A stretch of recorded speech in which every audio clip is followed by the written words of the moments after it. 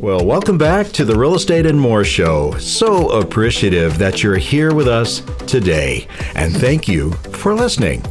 We have a fun time ahead speaking with RE/MAX Accord 10 office owner, Jerry Stadtler, who recalls with me how it was back in the day. He is older than I am, by the way, the golden days of real estate. As some of you know, my mom was an agent many decades ago, and I, for one, find it interesting to compare way back when with now in the California real estate arena. We may tell some stories. Welcome to the show, Mr. Jerry Stadtler. Thank you, Michael. Good to be back. I appreciate your invitation. Oh, it's always good to see you. Always make me smile, you know. That's what I like to do. Yep, and you're good at it. Hey, Jerry, let's talk about real estate the way it was, say, 50, 60 years ago. You know, what it was like way back when. Do you recall how, as an example, the California real estate purchase contract was nothing more than one-page legal, and it was called something like deposit receipt. Deposit receipt. You got a good bell on that one, my friend. One major piece of paper, and that handled everything. That did. One page. Now we're looking at a California real estate residential purchase agreement being 16 pages. Just the contract itself, yes. Yeah. Now, when you say just the contract itself, what does that mean? That means that's the directive of what we're doing here, and there's a lot of boxes and information that needs to be read that will bring in associated documents that will grow that 16-page file up to 50 if you're not careful. And we are careful. We want to do a good job. But that's what our legal status is right now, is that we have to cover every base there's possible could happen. Absolutely. Well, back in the day, how they got it done on one legal page and called it a deposit receipt is beyond me. But they actually bought or sold homes on that one-page document. Now we mentioned the RPA, or the Residential Purchase Agreement, is 16 pages, and then it has associated documents, and there's usually 4 different types of documents. The contract itself, which is the RPA, and it has disclosures. That means somebody is telling somebody else something, and people are having to sign it to just say that, okay, I've received it.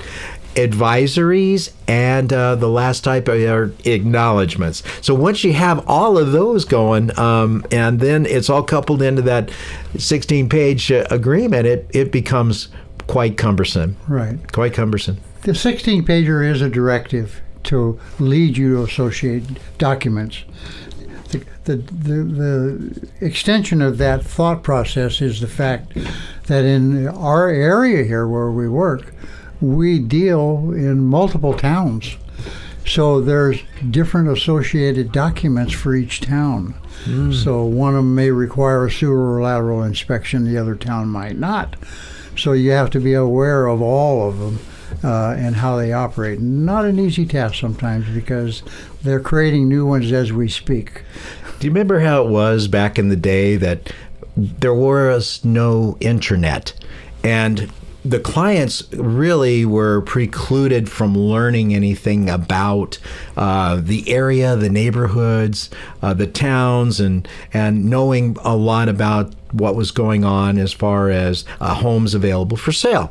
So people would actually come into a real estate office, and they would rely heavily on the real estate professional at the time. And the first thing that I remember in going into my mother's office is that she had a 12-ring binder, it seemed like, and it had all of these little listings with one picture that would talk about the specifics of a home, its age, its bedrooms, and it's one little picture or something. And she would have to have seen that home in order to be able to explain it to the potential client. And it was a different time, whereas now the multiple listing service is quite a bit different, don't you say? Don't you think? Just like night and day. Yeah. Can I give you a quick scenario how it used to be? Yes, please. So what we had in those days was an update. They called them updates. Every day they would deliver in a black box in front of our office the updates, and that was an aggregate sum of everything that went on the day before. New listings, properties that had sold, yada, price changes, you name it. And we lived by that. I mean, you came into work, that's the first thing you looked for. Now, you reflected on that little index. Yeah, we had, there was an up desk in every office. That was because we had walk-ins, so we had to have one person designated all during business hours to handle that call with a backup if needed. Floor time. Floor time, exactly right. So, and that agent was supposed to be pretty knowledgeable about being able to discuss properties. And so you would get your updates and go through them and on. Then the introduction of a dot matrix computer, beginnings, and where where you typed in what you were looking for, and it would run off 30 feet of heat sink paper. And I swear I'm going to be the confession here. When I first saw that, I said, oh my God, that will never work. Not going to happen. Get that thing out of here. It's not going to happen. Well, I couldn't have been more wrong, correct? We actually bought a machine. I was just thinking about that, and I still own that machine. It's in my garage. It was so slow that we would get up in the morning, we would set it to what we wanted to do, and that was to give us all the updates on the computer now, because we were transitioning from the update in a book to a computer. But the computers were so slow, we would start the process going, then we'd all take our showers, get cleaned up, and an hour and a half later, if you were lucky, it had printed out everything you wanted to see. Wow. Yeah, it was pretty amazing. I still have that machine. So are you saying that the realtor's job and the responsibilities that were really important back then are different today? Just different. It's different, but it's the same. The move now is obviously the AI, and I think the computers are wonderful. All the software that they put out there, I treat it as for one reason, and that's just to allow us to get the message or the information back to us out quickly and as fast as possible. That never stopped or changed from the face-to-face meetings that we used to do, the knowledge of the private market that you worked in, and to be able to quote it, because the computers are impossible, at least today, to pick up every little nuance of a neighborhood, a school, a price point, bad neighborhood, good neighborhood, history, churches, you name it. A lot of that was all in the agent's name, and it still should be. But then, without the computers, it was totally in the agent's head.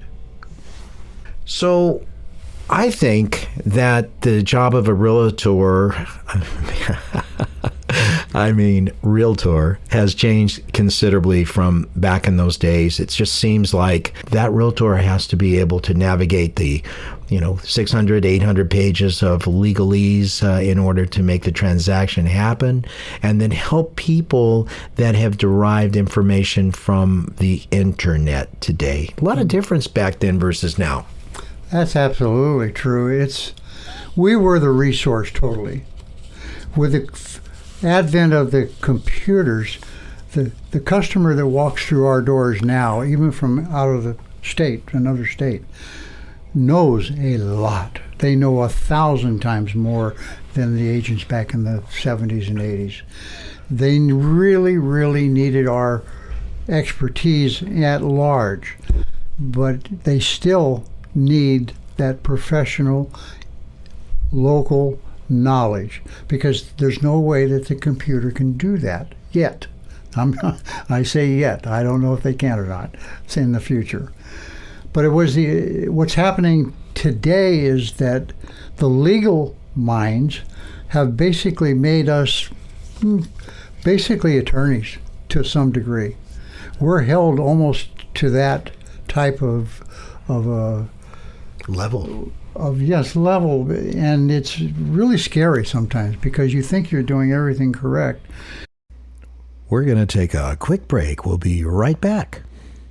Michael Hatfield, RE/MAX team. With low housing inventory and constantly changing mortgage rates, buying or selling home is challenging. Choose an experienced team who cares. Here's Michael Hatfield. In a quiet cul-de-sac near the quaint town of Clayton, revel in the wonderfully tall ceilings and open and spacious elegance of this immaculate 3,321 square foot, 5-bedroom, 3-bath masterpiece. 22 Wordsworth Court in Concord boasts outdoor living at its best with sparkling pool and newly built gazebo. Plenty of room for an RV or a possible ADU. Highly ranked schools and a warm sense of neighborhood here.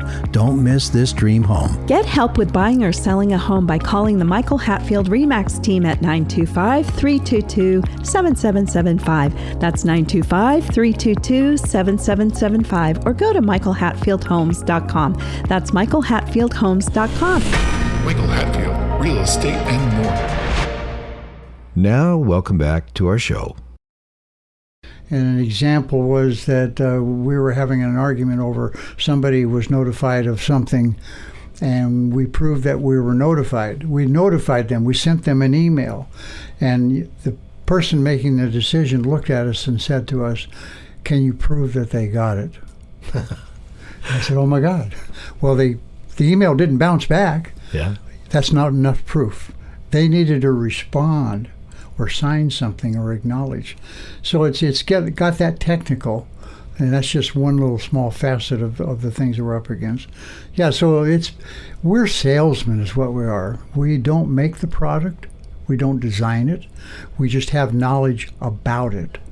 And what we do is take our skills of negotiations and pricing and advice and throw that all into one big little pile that we deliver to the client, saying this is what we think. And it's grassroots. It's right on the ground running. It's not something you were living in Miami and pulled something up in California and said, I think this is the Bible right here. This tells me everything. And so it's there's a lot of burden on the real estate agent. There really is. I think all agents accept that. It's changing. It's forever changing. It's very important to have an experienced agent, in my view. Oh, absolutely. Especially on the other side, if you want a really good contract for the buyer on the other side or the seller on the other side, having someone that has experience and that has credibility. Absolutely. Not everybody, like in all professions, has credibility. So you look for that. One thing you alluded to a little bit earlier was that you sit around and actually talk to people in the old office. People would come in, they would sit down opposite you, they would talk about what their needs were, whether or not it was selling or buying. So much today is done by email and text, and people think that they know more because they read it on the internet, and the internet is always right, which you and I both know is not correct. And just as an aside, a great example is the people go onto the websites, the one that starts with an R, the one that starts with a Z, the one that starts with whatever, and they think that information is accurate. That is not the source of accuracy. The source of accuracy, the greatest source of accuracy, is the multiple listing service that each realtor uses in order to provide information to his client, wouldn't you say? Absolutely. I mean, we're held to a standard. I don't think the internet is. Anybody can get on there and say whatever they want. Oh, yeah. And you can believe it or not believe it. Yeah. And that's the sadness of what's going on today, is the credibility of the communication at large is totally suspect anymore. Yeah. Newscasts and news whatever are totally suspect. You don't know. I don't know who to believe, and everybody wants you to pay a fee now to get their information, and you don't even know if it's valuable. Yeah. So it's weird. Yeah. So yeah, you're right. The customer would come in, but they didn't know. They would walk in and say, "We're looking for a 3-bedroom, 2-bath, 1,300 square foot home," and then we ask the questions. Okay, well, and one of my favorite questions always was, "Tell me about the house you're living in right now." Yeah, yeah. Tell me about that. In schools, and we have all that knowledge in our brains, and if we don't, we have all the access right in front of us to look it up and tell them exactly. This is not guesswork, folks. This is it. Yeah. One of the greatest things that my mother always commented about, she says, I like to go down there and I like to just meet with the other agents so I know who they are. And when a client gets in front of me, then I can tell, is that client really a good person to work for? And do I really want to really work hard for that person? But I think the camaraderie from the old days was a bit greater than what we see today. The real estate office today, and you operate 10 of them, I don't know how you do it. It would be, to me, like herding kittens. But the office of then is a little bit different than today, and that I think that the tribal effect is very important. Wouldn't you say it, Jerry? Absolutely. A correction for you: they're not kittens; they're cats. They move fast and they do require herding. Yeah. But nonetheless, yeah, your summary of that is absolutely correct. I've always said, listen to your client. You got 2 ears and 1 mouth. Use them appropriately. Listen to the client. You have to make sure that you can help them, that you want to help them, that they want to work with you too. It's a great relationship between a client and a realtor. Most of them become friends for life. Mm-hmm. And they refer their children to it. That's a perfect world for us. Clients used to really listen. I mean, they did. I remember just being a toddler and being in my mom's office, and people would come in and she would listen, and they would say, well, we're interested in that 4-bedroom a little more than the other, and we like a home in this particular neighborhood, and she would really listen. But then in turn, when she talked, the other people that were clients, the valued clients, would listen back. They really, really listened to one another back in the day. Today, I'm not too sure when you talk if anybody listens. I just don't know, if it's the same. Well, I agree with you. I've always had this saying, or not the saying, but the thought process. I love conversations with people. I can small talk, I can technical talk, I can do a lot of things. It all interests me. But I'm interested in another person. But without that person being interested in me, then the conversation is really lopsided. So I'll talk to somebody and I'll ask them questions because I'm genuinely interested. But if I'm talking to somebody for 15 minutes and there's not one question he has for me, time for me to move on. Yeah, you have skills. You really do have skills. And I'm not just saying that because we're talking to 30,000 people out there at the moment, but you have skills with people. And that is a reason that so many agents like to be at RE/MAX Accord. And that's a true statement. You listen, you care, you're part of it, and so it's important for the other side to come back and say, you know what, I need that 4-bedroom, 2-bath. I like it in this particular neighborhood community, and the reason I do, and then you help them. So that's that interchange. That interchange has slowly crept away from us, and in my business, my wife and our business, we like to bring that back. We like to make friends with our clients after we perform for them and we realize what kind of individuals that they are. So I kind of miss that office of yesteryear as opposed to now, because I don't think it delivers the camaraderie between the client and the real estate professional like it did then. Yeah. And then obviously what we're talking about is what wedged in there was the computer. Yeah. Basically, that's it. Well, you know what a computer is? It's an autopilot. It is set up to do necessary but mundane tasks so that you can save the real quality of pilot for that approach and landing when things are critical. Mm-hmm. When things are critical today at a different time than they were critical back 50 years ago. And I mentioned autopilot. Once you get the airplane up and it's rolling right along and you're going to sit there because you're going to cross the Atlantic, you're sitting there for 9-10 hours. And you want that straight and level flight or turns to follow a nav system to be automated, but you're going to have to watch it. When it comes to descent and approach into landings, especially down into weather, you want to use your ability and save yourself to really perform at that time for the passengers, as well as we do with our clients. We want to really perform when it's really needed. Which, don't you see that too? That's a great analogy, really. I mean, we're after a goal of making people happy, finding them what they want, what they need, what's best for them, because we have the knowledge to make that happen with their permission. And when it all ends up well, the landing of the plane, if you will, it all ends up well, everybody's happy. And we're happy to jump back on that plane and go somewhere else again. Yeah. And so if I don't have a friend after I close a transaction forever, then I feel like I was defeated. I don't feel like I won. That bothers me a lot. Yeah. It really does, because and I spend time on that. I'm a firm believer you learn from your mistakes. That's where the greatest lessons come from. And you're going to make them, but you have to learn from them, and you have to make sure that you don't do it again. And make them right if you can. Yes, and right them, that's correct. You know, funny story. I recall back in the day when pizza was becoming the thing, I accompanied Mom to an open house. Interestingly, there was this family who lingered around the home, but for the longest time, they didn't seem interested at all in the actual home. And then the doorbell rang, and it was a pizza guy.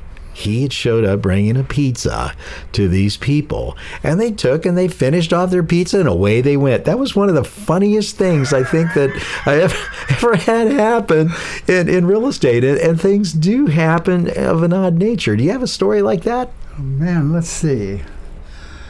That's a great story. I've never heard that one before. Yeah, they left the box too. I remember that. My mother would, standing there. I remember her, and she had that pencil behind her ear through her hair, and she just kind of shake her head and put a big smile. She had an ability to be warm with people no matter what, and take them as they are. And to do that in real estate, I think, is a really positive thing. Yeah. But there's some real interesting times. Yeah, I don't have a story off the top of my head right now. That's a great one. I mean, we've done some strange things to put deals together. I remember my wife is my partner. For those who aren't aware of that, she's been my entire career has been my wife Stephanie and myself. We're partners in life. We're partners in business. And she's a dynamite agent. We no longer pretty much sell right now. We're obviously managing cats. Herding kittens. Okay. And but I remember one time she had a sale, and it was a tight deal. There wasn't enough money to go around. So she ended up taking, I think it was 6 koi fish as part of her commission. Wow. So, I mean, we're flexible. Never forget that. We're very flexible on how we do business. And my goal is, if it makes everybody happy, why not? Yeah. You know, an interesting thing, Jerry, that's happened over the last 40 years is the how people decide to move. You know, a recent study came out and said the movement of residents from one home to another in the United States has been progressively slowing for 40 years. 4 decades. Back in 1986, 20% of Americans moved annually. 12% of that was relocations within their immediate county. The percentage of homeowners who move annually now is all the way down to 8.5%. Movement from one home to another has declined progressively in percentage from 20% all the way down to 8.5% over the last 40 years. So that's like we've talked in meetings that the number of transactions have been declining year over year over year. And that means that people are just not moving the way that they used to. And you can take a look at the traits of the sellers back 40 years ago. Those may have been people like military people. They may have been people that using the FHA guaranteed loans to make deals. Nowadays, there's much more standard mortgage bank activity and the transactions, but yet the transactions are not nearly as great as what they used to be back in the day. What do you say? I have been in my own home now for 40 years. Okay, so I'm a realtor's nightmare, really. This was our forever house when I bought it. In the old days, I say the old days, in the 50s, 60s, 70s, people bought a house. The dream was to stay there, pay it off, and retire. As it's been in the real estate realm over the last 60 years, our future in real estate moving forward will be just as it has been. Very interesting, to say the least. I hope you've enjoyed our show today on real estate way back when. A special thank you to Mr. Jerry Stadtler, owner of RE/MAX Accord, for his valuable participation. And by the way, if you're an agent, you might want to think about working for RE/MAX Accord. If this is you, give Jerry Stadtler a phone call at 925-838-4100. But now if you need to buy or sell real estate, call us. But anyway, thank you for being on the show, Jerry. Oh, thank you. It's a real pleasure. We'll do it again. One of my favorite shows, one of my favorite people. So I appreciate the opportunity of telling what little bit I might have gleaned over these years. You're a gentleman, sir. I appreciate you so much. You've been listening to the Real Estate and More Show. I have been your host, Michael Hatfield, and it has been my honor to have been here with you. Important topics of the day regarding Bay Area real estate and interesting people like Mr. Jerry Stadtler. Listen to archived real estate and more shows at michaelhatfieldhomes.com/radio. And the Real Estate and More Show is podcast on demand on Spotify, Amazon, and most major podcast platforms as well. I hope you tune in next week. But in the meantime, have a blessed week. The views and opinions expressed are based on current economic and market conditions and are subject to change. Information on the show provided for illustrator purposes only and does not constitute professional or legal advice. Information from sources deemed reliable, but accuracy and completeness not guaranteed. Michael Hatfield and the Michael Hatfield RE/MAX team have no liability for information discussed on the show. Consult with qualified professionals prior to taking action.